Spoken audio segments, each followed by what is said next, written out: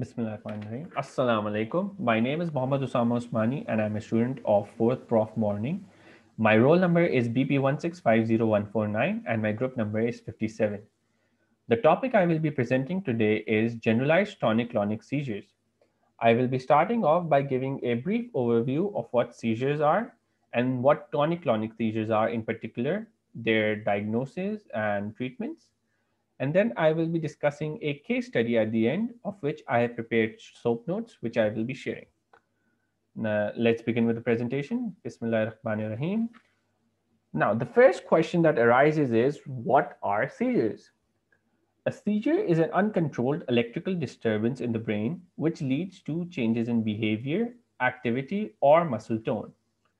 Behavioral changes are indicated by aggression or no response to questions, or there may be sudden abrupt movements of one particular muscle, such as the eyes or lips, or in some cases, the entire body. People are also known to faint due to a seizure in some cases. Now, not every seizure is necessarily epilepsy. It could be a pseudo seizure. A history of 2 or more unprovoked seizures occurring more than 24 hours apart is required for the diagnosis of epilepsy. Moving on to the different types of seizures. There are 3 main subgroups of seizures. We have the focal onset seizures, which were previously known as partial seizures. Then we have generalized onset seizures and seizures of unknown onset. Focal onset seizures are further classified into focal onset with intact awareness and impaired awareness. In focal onset with intact awareness, the patient is aware of their surroundings but cannot control their body movements. Whereas in focal onset with impaired awareness or complex partial seizures, the patient is neither aware nor can they control their body. In generalized onset, we have motor and non-motor. Motor includes tonic, clonic, atonic, and myoclonic. Whereas in non-motor, we have absence seizures. Absence seizures are those in which the patient is awake but not alert.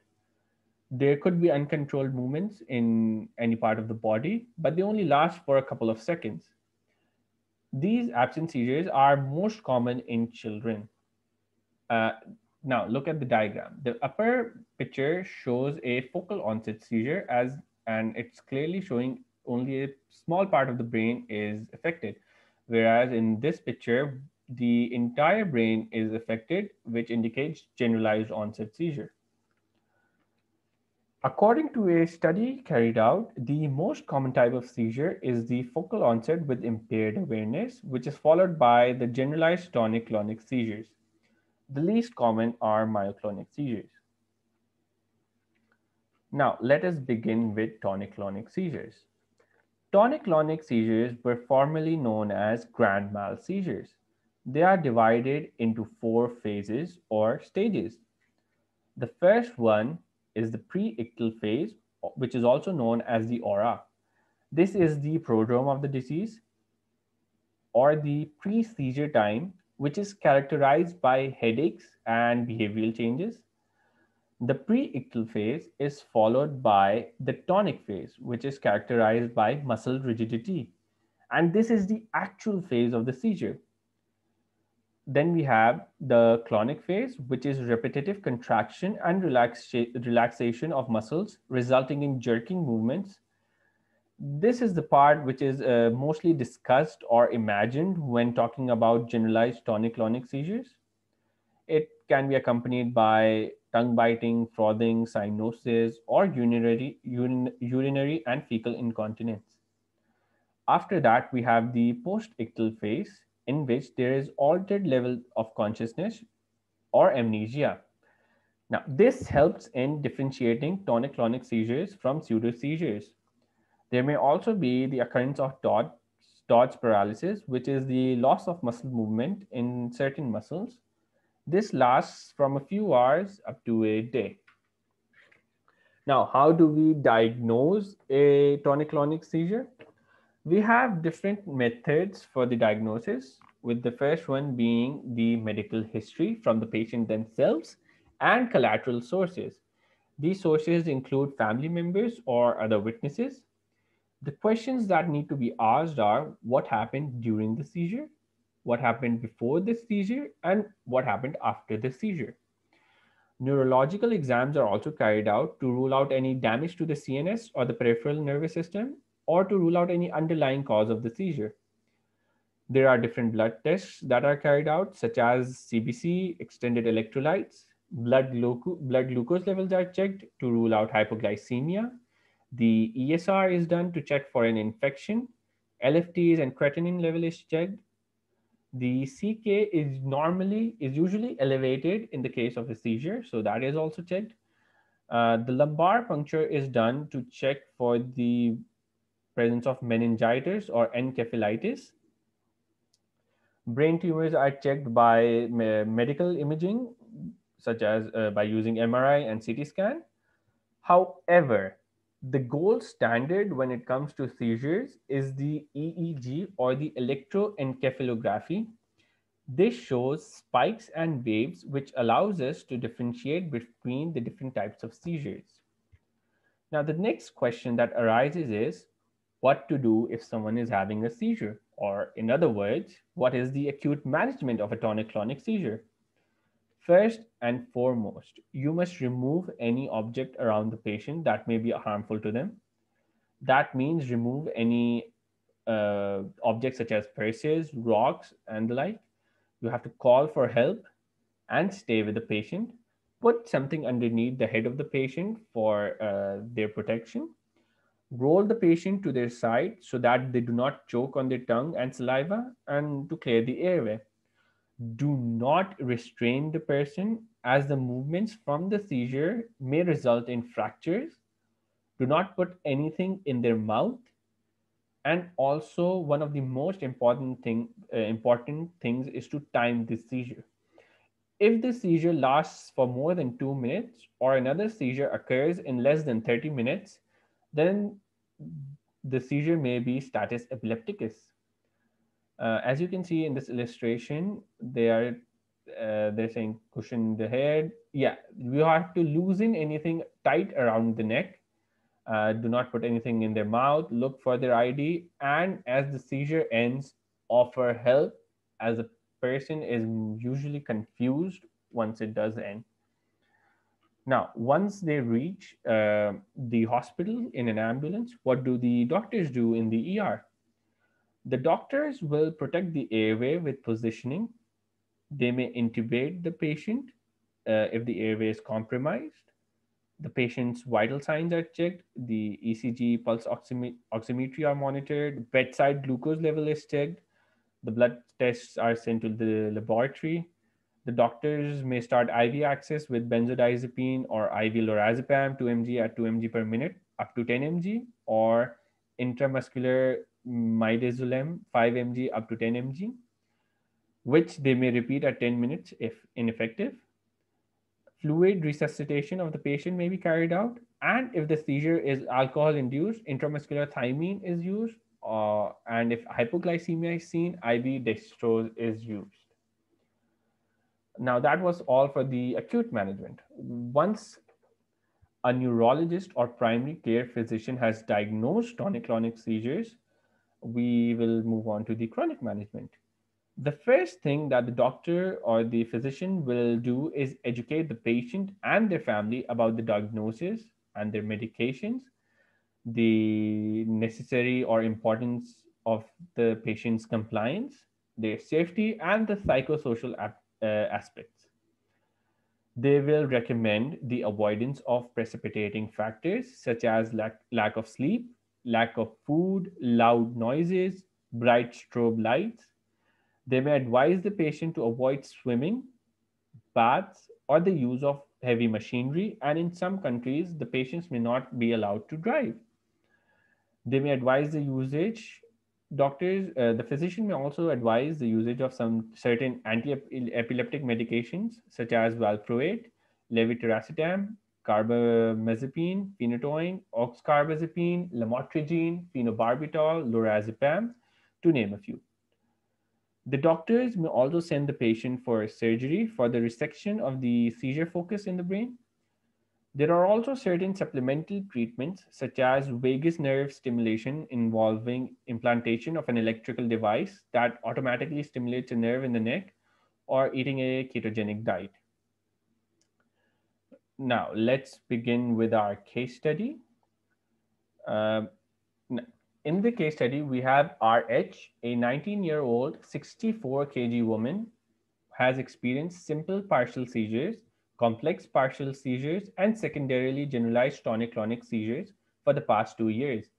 She could not tolerate treatment with phenytoin, severe gingival hyperplasia, and mental dullness, or valproate, hair loss, tremor, and a weight gain of 8 kgs. In addition, neither phenytoin nor valproate was dramatically effective in reducing her seizures. She currently receives carbamazepine 600 mg 3 times daily. Over the past 3 months, while being treated with carbamazepine, she has had approximately 5 simple partial seizures, 3 complex partial seizures, and 1 generalized tonic-clonic seizure. This represents an approximately 30% reduction in her frequency of seizures. She tolerates her present dose of carbamazepine but has experienced significant drowsiness, incoordination, and mental confusion at higher doses. What are possible therapeutic options for RH? Evaluate the newer AED and their possible usefulness for RH. Now, starting with our soap notes, first we have the subjective. The gender is female. She is 19 years old. Her weight is 64 kg. Her presenting complaint is the occurrence of 5 simple partial seizures, 3 complex partial seizures, and 1 generalized tonic-clonic seizure in 3 months while on carbamazepine 600 mg 3 times daily. Her past history, she has a history of simple partial seizures, complex partial seizures, and secondary generalized tonic-clonic seizures for the past 2 years. The patient was treated with phenytoin and then valproate, both of which caused poor control of seizures along with undesirable adverse effects. The objective, the patient only has 30% reduction in seizure frequency on 600 mg carbamazepine 3 times daily. Her present dose is well tolerated. Higher doses of carbamazepine are known to cause the patient significant drowsiness, mental confusion, and incoordination. As for the assessment, the patient is exhibiting a partial response to maximally tolerated dose of carbamazepine. An alteration in her current anti-epileptic drug regimen is indicated. Now, let's start off with the plan. Firstly, we have to understand that in the cases of seizures, monotherapy is the preferred choice of treatment so that the side effect profile is manageable. If one drug does not work, we either shift the patient to an alternative anti-epileptic drug until, and we keep on doing that until and unless none of the drugs work individually. After which, we then start the patient on adjunct therapy, which is the usage of 2 or more medications together to control symptoms. Partially controlled patient dosages cannot be increased. The best option is to shift the patient to a second medication. First generation carbamazepine is initially used. However, second generations have better profiles, keeping in mind the patient's RH childbearing age and the neurological side effects that are being experienced by her. The use of valproate, primidone, and phenobarbital as adjunct or alternative medication would not be recommended. Therefore, lamotrigine is perhaps the best choice, along with oxcarbazepine or topiramate. Among these three, lamotrigine is considered the best, keeping in view her age and possible child future pregnancy scenario. In this patient, we will continue carbamazepine at the current dose and start a new generation anti-epileptic drug such as lamotrigine at low dose with gradual build up to an adequate or maximum tolerated dose, that is 100 to 200 mg per day. Once this is achieved, we will gradually taper off carbamazepine until the patient is on lamotrigine monotherapy. Overlapping of carbamazepine and lamotrigine is done slowly to prevent Stevens-Johnson syndrome. If lamotrigine monotherapy achieves good seizure control, the therapy will be continued with regular follow-ups to assess for side effects and compliance. If lamotrigine fails to achieve the adequate seizure control, the next step will be to consider combination of anti-epileptic drugs or alternatively refer the patient for surgical therapy.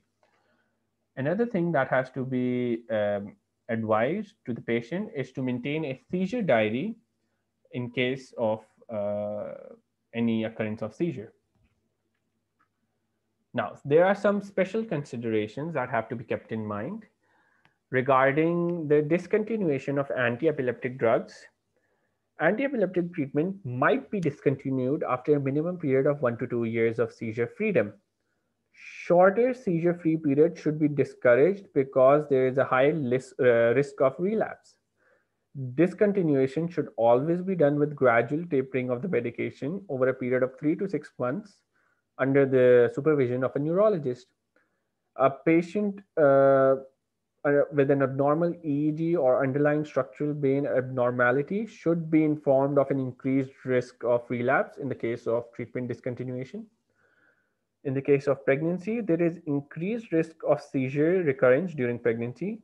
Lamotrigine and levetiracetam are safe and effective during pregnancy and can be continued at the lowest effective dose. Along with that, the patient will also be advised to use folic acid 1 to 5 mg per day. Um, in the case of breastfeeding, breastfeeding is not contraindicated while on anti-epileptic drugs and oral contraceptive pills.